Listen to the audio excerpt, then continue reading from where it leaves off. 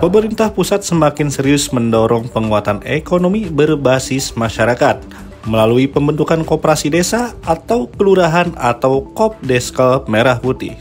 Kementerian Koordinator Bidang Pangan, Zulkifli Hasan, menegaskan pentingnya peran kepala daerah dalam mempercepat realitas koperasi tersebut sebagai ujung tombak ekonomi kerakyatan di tingkat lokal. Hal tersebut disampaikan Zulkifli saat menjadi pembicara dalam retret kepala daerah dan wakil kepala daerah gelombang 2 di kampus IPDN Jatinangor, Kabupaten Sumedang, Jawa Barat pada Selasa 24 Juni 2025. Ia menjelaskan koperasi desa Kelurahan Merah Putih dirancang tidak hanya sebagai koperasi biasa, tetapi juga sebagai perpanjangan tangan pemerintah dalam menyalurkan berbagai bantuan, menggelar operasi pasar. Selain itu, juga menjadi penyedia kebutuhan pokok masyarakat, mulai dari pupuk, gas, hingga sembako. Sehingga koperasi ini diharapkan dapat menjawab langsung kebutuhan warga desa. Lanjutnya menjelaskan struktur kelembagaan Kopdeskel Merah Putih sudah ditetapkan dari pusat hingga daerah. Zulkifli juga mengingatkan pentingnya ketelitian dalam menyusun kebijakan. Ia menegaskan bahwa setiap keputusan kepala daerah harus mempertimbangkan dampaknya langsung ke masyarakat.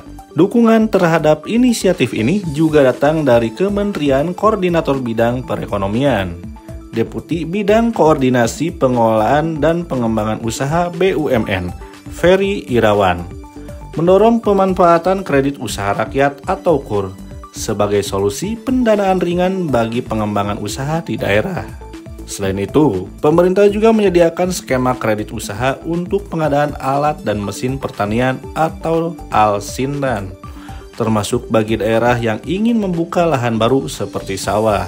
Harus cepat ditindaklanjuti sekarang Kopdes, karena Kopdes ini nanti akan menjadi kepanjangan tangan pemerintah di desa ya, untuk menyalurkan bantuan, untuk operasi pasar, sekaligus mengembangkan ekonomi kerakyatan atau ekonomi di desa. Itu ada pusat ekonomi di desa, ya, gitu.